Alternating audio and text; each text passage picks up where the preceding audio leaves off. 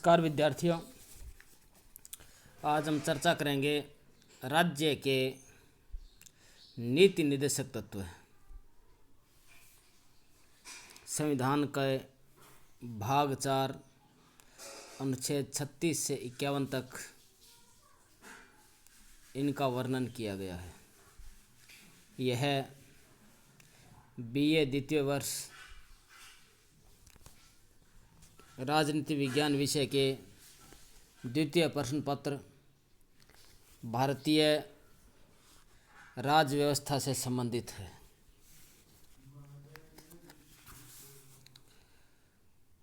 राज्य के नीति निर्देशक तत्व, जैसा कि नाम से पता चल रहा है, ये राज्यों के लिए है। राज्यों के लिए नीति निर्देशक यानी उनके लिए नीतियाँ बनाई गई है। एक तरह की सिफारिशें हैं जिनके आधार पर राज्य अपने नियम बनाएंगे, नीतियाँ बनाएंगे। नीति निर्देशक तत्वों की यह अवधारणा या प्रेरणा आयरलैंड के संविधान से ली गई है। डॉक्टर अंबेडकर ने इस संबंध में कहा कि नीति निर्देशक तत्व उन निर्देशों के समान है जो भारत शासन अधिनियम 1935 के अंतर्गत ब्रिटिश सरकार द्वारा गवर्नर जनरल के लिए जारी किए गए थे।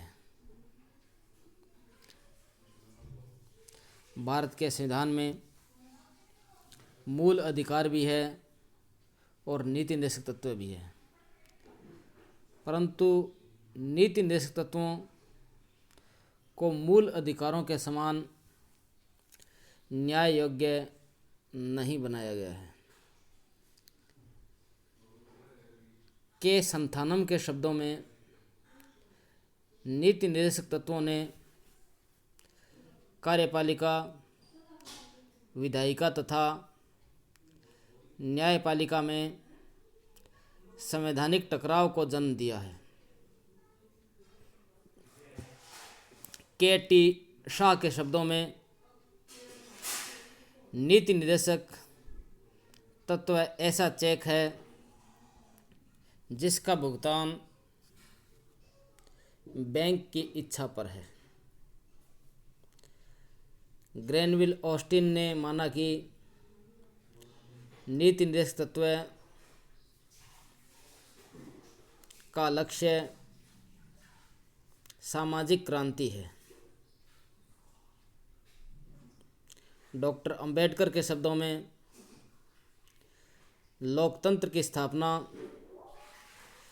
नीति निर्देशक तत्वों के अनुरूप होती है। अब हम एक एक अनुच्छेद का वर्णन करेंगे। अनुच्छेद 36 से 51 तक है ये। अनुच्छेद 36 परिभाषा है। राज्य की परिभाषा: राज्य में केंद्र, राज्य, स्थानीय सरकार व अन्य पदाधिकारी शामिल हैं। अनुच्छेद 37 इस भाग के तत्वों का लागू होना यानी ये वाद योग्य नहीं है। राज्य इनके अनुसार कानून, नीति, निर्णय नहीं बनाते हैं तो न्यायालय में वाद दायर नहीं कर सकते। अनुच्छेद 38 राज्य लोक कल्याण के लिए सामाजिक व्यवस्था बनाएगा। इसको अगर विस्तार से देखें तो राज्य ऐसी व्यवस्था बनाएगा जिसमें सामाजिक व आर्थिक न्याय हो।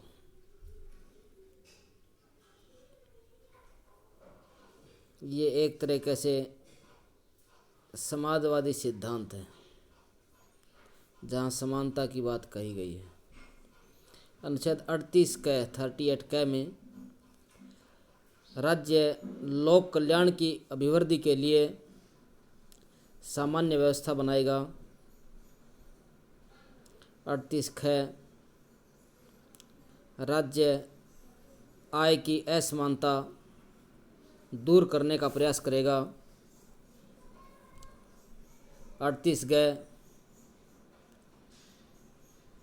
भौतिक संसाधनों का बंटवारा समान रूप से किया जाएगा। 38 घ स्त्री पुरुष दोनों को समान कार्य के लिए समान वेतन दिया जाएगा। 38 ड 38 ड स्त्री पुरुष का स्वास्थ्य व बालकों का दुरुपयोग नहीं किया जाएगा, यानी बच्चों को खतरनाक कामों पर नहीं लगाया जाएगा, खान इत्यादि में, जैसा मौलिक अधिकारों में। ये होगा अनुच्छेद 38। अब अनुच्छेद 39 राज्य द्वारा कुछ अनुसरणीय तत्व इनका पालन करेगा। पुरुष व स्त्री को समान रूप से जीविका के साधन उपलब्ध करवाए जाएंगे। 39 क में जोड़ा गया 42वें संविधान संशोधन से कि समान न्याय व निःशुल्क कानूनी सहायता दी जाएगी। अनुच्छेद 40 ग्राम पंचायतों का गठन, इसके लिए 73वें व 74वें संविधान संशोधन द्वारा ग्राम पंचायत व नगर पालिकाओं को संवैधानिक दर्जा दिया गया। अनुच्छेद 41 कुछ दशाओं में काम, शिक्षा, लोक सहायता पाने का अधिकार दिया गया। नरेगा या मनरेगा की शुरुआत इसी के तहत की गई।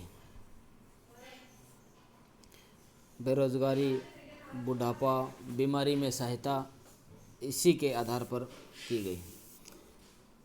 अनुच्छेद 42 में काम की न्याय संगत दशा व प्रसूति सहायता की व्यवस्था की गई। अनुच्छेद 43 में मजदूरों के लिए उचित मजदूरी का प्रावधान। 43 क में उद्योगों के प्रबंध में मजदूरों का भाग लेना। अनुच्छेद 44 में समान नागरिक संहिता की बात कही गई है कि देश में एक ही जैसी नागरिक संहिता होनी चाहिए। अनुच्छेद 45 में बच्चों के लिए निःशुल्क व अनिवार्य शिक्षा का प्रावधान किया गया। 86वें संविधान संशोधन 2002 द्वारा बच्चों के लिए 6 से 14 वर्ष के बच्चों के लिए निःशुल्क व प्राथमिक शिक्षा को इसके अंदर जोड़ा गया। अनुच्छेद 46 में अनुसूचित जाति, जनजाति व अन्य कमज़ोर वर्गों के लिए शिक्षा व उनके हितों की रक्षा से संबंधित प्रावधान है। अनुच्छेद 47 में पोषाहार स्तर और जीवन स्तर ऊंचा उठाने से संबंधित प्रावधान है। अनुच्छेद 48 में कृषि व पशुपालन के संगठन से संबंधित प्रावधान है। 48 क में पर्यावरण का संरक्षण, संवर्धन व वन्य जीवों की रक्षा के रक्षा के प्रयास से संबंधित प्रावधान है। अनुच्छेद 49 में राष्ट्रीय महत्व के स्मारकों व वस्तुओं के संरक्षण संबंधी प्रावधान है। अनुच्छेद 50 में कार्यपालिका से न्यायपालिका को अलग करना, और अनुच्छेद 51 में भारतीय विदेश नीति की रूपरेखा भी बताई गई है। अंतर्राष्ट्रीय शांति व सुरक्षा की अभिवृद्धि से संबंधित प्रावधान है। अंतर्राष्ट्रीय शांति व सुरक्षा की अभिवृद्धि राष्ट्र में न्याय संगत व समानतापूर्वक संबंध, अंतर्राष्ट्रीय कानूनों का पालन व आदर, अंतर्राष्ट्रीय विवादों का निपटारा इत्यादि प्रावधान किए गए। अभी अनुच्छेद 36-51 देखें तो इसमें विचारधारा के आधार पर 3 बातें हैं। समाजवादी सिद्धांत, यानी जहां आर्थिक समानता को ऊपर रखा गया हो। अनुच्छेद 38 कैस से ड तक 39, 43 ये समाजवादी सिद्धांत है, जिसमें कार्य की न्याय संगत दशा, उद्योगों के प्रबंध में मजदूरों का भाग लेना इत्यादि है। गांधीवादी सिद्धांत हैं।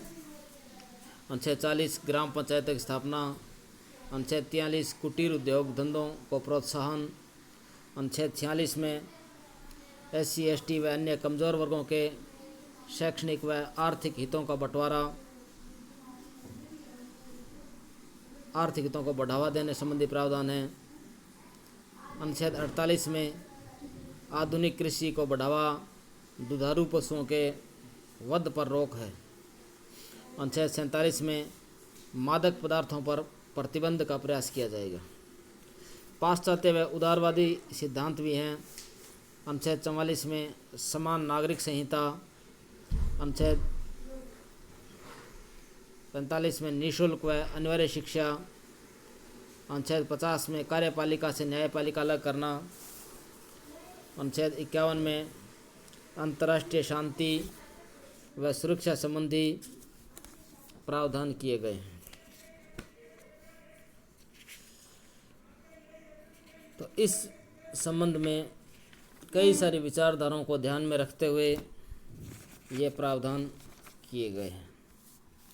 इसकी कुछ आलोचना भी कर सकते हैं कि इनके पीछे कोई कानूनी शक्ति नहीं है, यानी ये वाद योग्य नहीं है, उल्लंघन होने पर न्यायालय में नहीं जा सकते। दूसरा, रूढ़िवादी आलोचक इसे इंग्लैंड के राजनीतिक दर्शन पर आधारित मानते हैं। इस पर ब्रिटिश समाजवादियों सिडनी वेब का प्रभाव है। संवैधानिक टकराव भी हो सकता है। संथानम का मत है कि इससे राष्ट्रपति व प्रधानमंत्री के बीच, राज्यपाल व मुख्यमंत्री के बीच टकराव होगा। जैसे केंद्र राज्यों को निर्देश दे सकता है, वह लागू न करने पर राज्य सरकार को बर्खास्त कर सकते हैं। यह टकराव की स्थिति है, यानी कोई कानूनी शक्ति नहीं है, रूढ़िवादी है, संवैधानिक टकराव है, परंतु फिर भी इनकी उपयोगिता है। जैसे न्यायालयों के लिए ये मार्गदर्शक है, संविधान की व्याख्या में सहायक है, संविधान को विस्तार देते हैं, न्याय, स्वतंत्रता, समानता, बंधुत्व की भावना को बढ़ावा देते हैं, मूल अधिकारों के पूरक हैं, सामाजिक आर्थिक अधिकारों की व्यवस्था करते हैं, विपक्ष द्वारा सरकार पर नियंत्रण संभव होता है। तो हमने इस मौलिक इन नीति निर्देशक तत्वों को देखा। भूमिका अनुच्छेद 36 से लेकर अनुच्छेद 51 तक, और इसकी विचारधाराएं समाजवादी, गांधीवादी, पाश्चात्य, इनकी आलोचना और इनकी उपयोगिता। तो इनको आपको याद भी करना है और इसको देखकर आप नोट्स भी बना सकते हैं। ये PDF भी शेयर की गई है। तो लगातार आपको जुड़े रहना है, इसको आप अच्छी तरह से याद कीजिए। धन्यवाद।